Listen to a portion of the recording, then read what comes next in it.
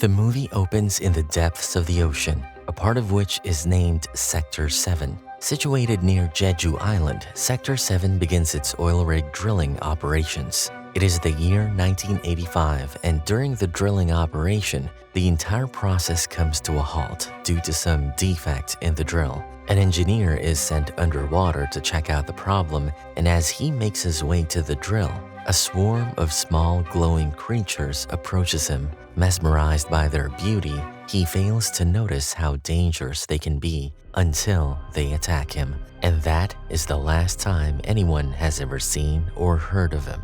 Years later, in 2011, a different crew is trying to find an oil breakthrough in the same place. They find themselves in trouble with a faulty drill, but together with their team effort, they are able to secure the swaying pipe in position. However, they are soon ordered to pack up because they could not find oil even after drilling more than 100 bores. Haejun, one of the crew members at the oil rig, now called Eclipse, is not at all happy and questions Captain Hwang and all the other members on board if they are willing to give up so easily.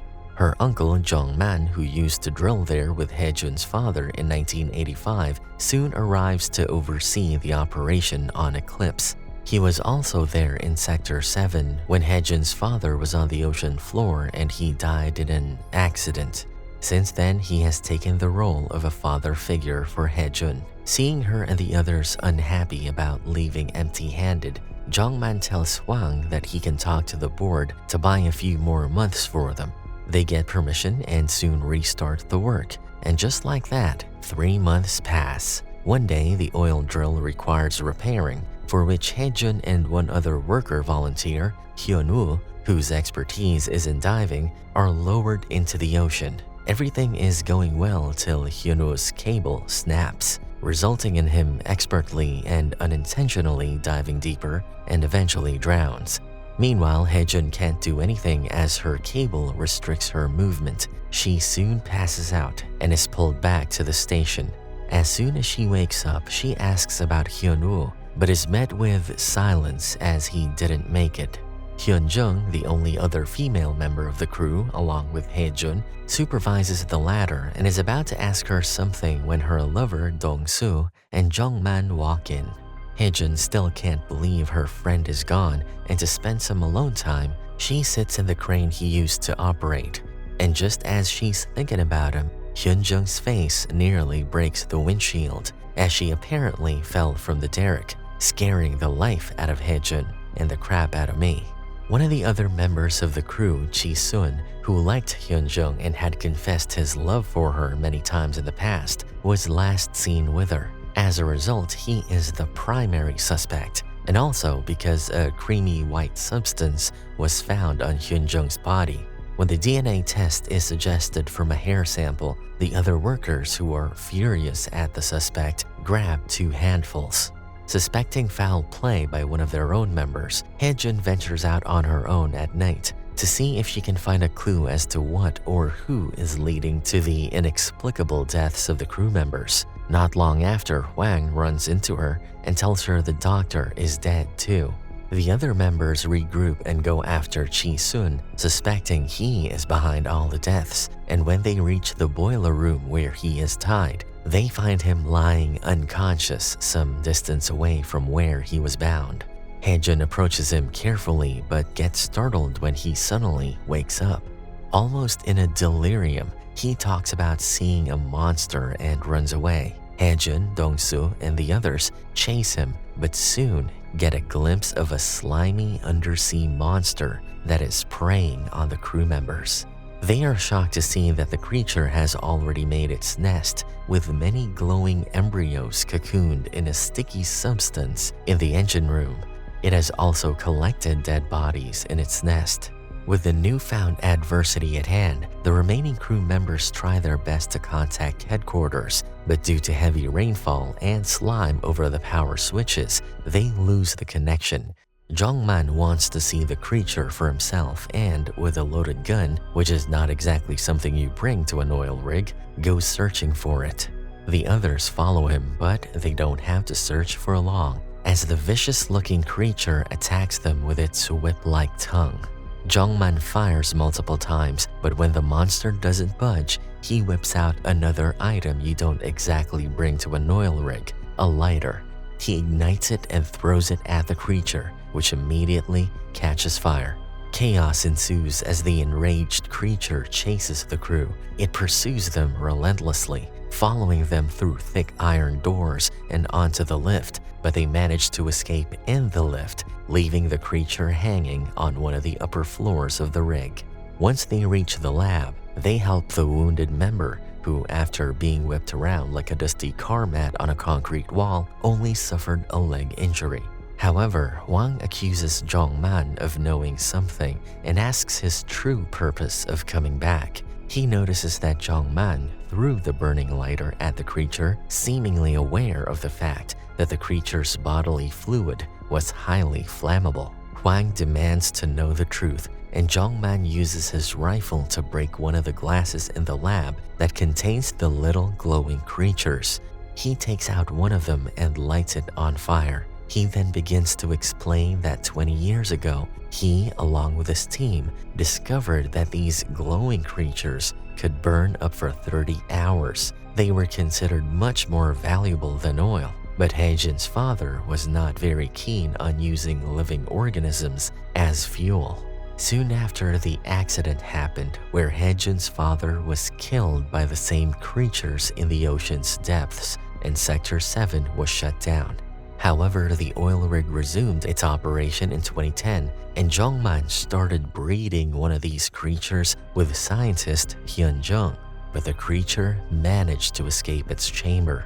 Hyun-jung blamed Jongman for creating a monster and was dumbfounded when he showed no remorse for what he did. When she threatened to tell the others at the station, Jongman got into a scuffle with her and ended up pushing her off the rails. Haejun can hardly believe what she is hearing and confronts Jongman for betraying them all and putting their lives in jeopardy for his greed. Suddenly, they hear a noise, and being aware of what the creature is capable of doing, Jongman suggests they leave the station as soon as possible. All of a sudden, the creature appears before them and attacks them. They manage to escape, but it gets hold of Jongman, who does a horizontal Gandalf impression before being pulled back. While he's being tossed in the air in slow motion, Jongman grabs one of the bottles from the shelf and throws it on the creature, which lets go of Jongman as the chemical starts to burn its skin and it slithers into one of the vents. Haejun and Dong-soo decide to go to the engine room to switch on the power so they can get out of the station. While the rest head towards the submersible, they are chased by the monster, and it ends up killing 2 of the 3, which Hwang locks in with the monster to save himself.